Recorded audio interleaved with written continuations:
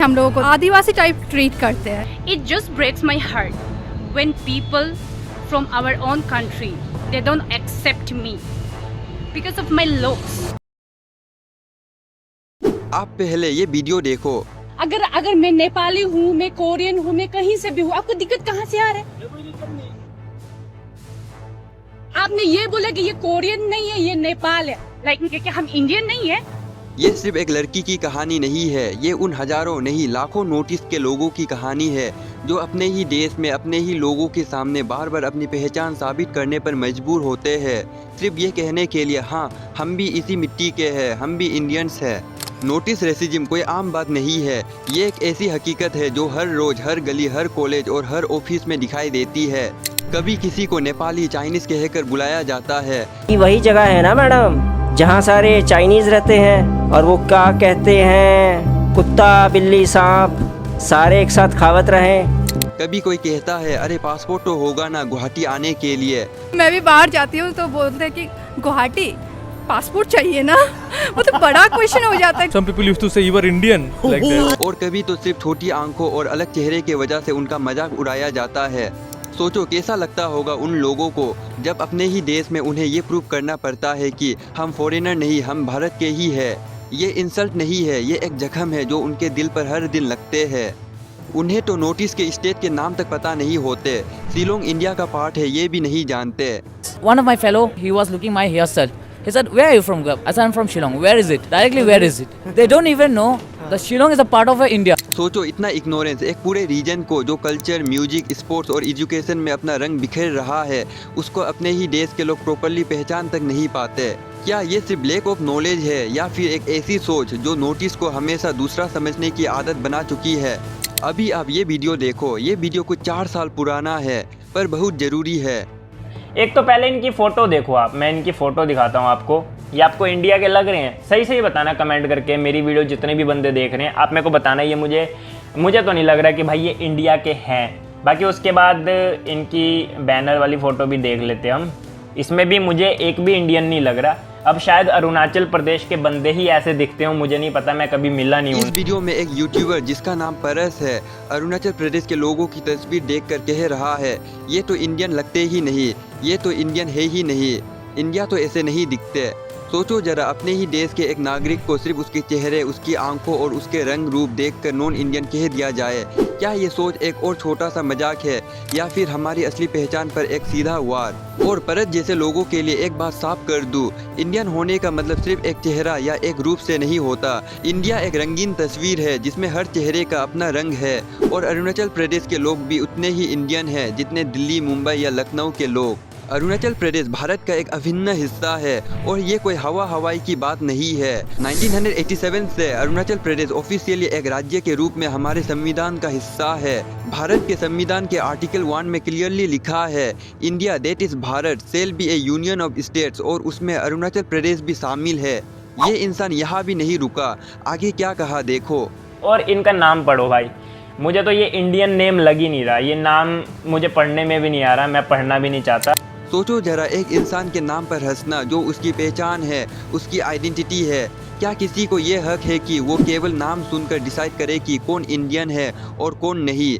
परस ने तो अरुणाचल प्रदेश को चाइना का पार्ट तक कह दिया। और उसके बाद हम अरुणाचल प्रदेश को मैप में सर्च करते हैं, ये हमारा इंडिया है, ठीक है, बहुत बड़ा इंडिया है हमारा, जैसा कि आप सभी को पता ही है।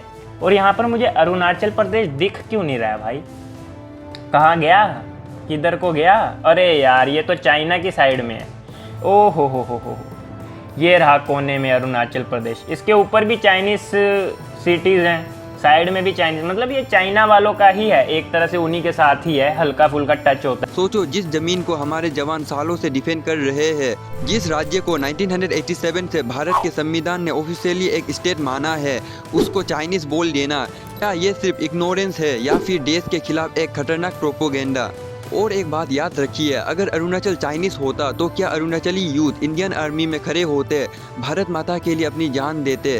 तो परत जैसे लोगों की सोच सिर्फ इग्नोरेंट नहीं बल्कि पूरे देश के लिए शर्म की बात है।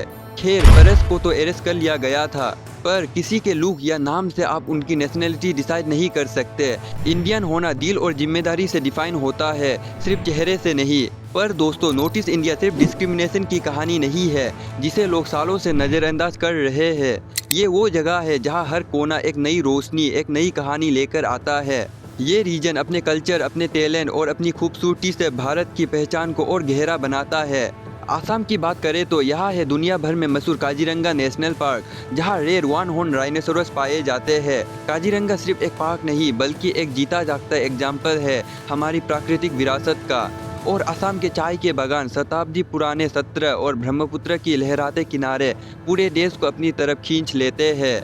मेघालय, जिसे एरोप ऑफ क्लाउड्स कहा जाता है, अपने मेघों से घिरे पहाड़ों, एशिया के सबसे साफ शहर शिलोंग और दुनिया भर में मशहूर लिविंग रूट्स ब्रिज के लिए जाना जाता है। और सबसे खास बात मेघालय की मैट्रियार्कल सोसाइटी, जहां घर की जिम्मेदारी और लाइनेज औरत के नाम से चलता है। So how was it when your husband came to your house? And it's fun to have him around. And So you're from the Khasi community, and when you got married, you went to your wife's house? yes, I did. Yeah, how was it? It's nothing new for us. Nothing I mean, new. It is normal. It is normal. ये एक मिसाल है कि equality और respect कैसे ground level पे implement किया जा सकता है। नागालैंड अपने हॉर्नबिल फेस्टिवल के लिए मशहूर है, जहाँ के लोक नृत्य, वॉरियर ट्रेडिशन और कल्चरल यूनिटी को शोकेस किया जाता है। ये फेस्टिवल सिर्फ एक सेलिब्रेशन नहीं बल्कि नागालैंड की शान है। मणिपुर, जिसे इंडिया का स्पोर्ट्स पावर हाउस माना जाता है, दुनिया को मेरी कॉम जैसे लीजेंड दिया है। वो 6 बार वर्ल्ड एमेच्योर बॉक्सिंग चैंपियन बन चुकी है और उनका नाम बॉक्सिंग हिस्ट्री में सबसे सक्सेसफुल फीमेल बॉक्सर्स में आता है। उनके टॉप अचीवमेंट्स 2002, 2005, 2006, 2008, 2010 और 2018 6 world championship gold medals, 2012 Olympics bronze medal, 2014 Asian games gold, 2018 Commonwealth games gold. मेरी कॉम ने दुनिया को ये दिखाया है कि एक सिंपल नोटिस की लड़की भी ओलंपिक मेडल ले आकर भारत का नाम रोशन कर सकती है। मिजोरम एक अलग मिसाल है अपने ट्रस्ट पर चलने वाले कल्चर के लिए। यहाँ आपको ऐसी दुकानें मिलेंगी जहाँ कोई सेलर नहीं होता, सिर्फ सामान रखा होता है और लोग अपने मन से पैसे छोड़कर चले जाते हैं। सोचो आज के दौर में भी ऐसा ट्रस्ट और ऑनेस्टी का कल्चर। और मिजोरम के फोक डांसर्स और गाने अभी भी अपनी असली पहचान को संभाले हुए हैं। त्रिपुरा की बात करें तो ये राज्य अपने पुराने मंदिरों और रॉयल हेरिटेज के लिए मशहूर है।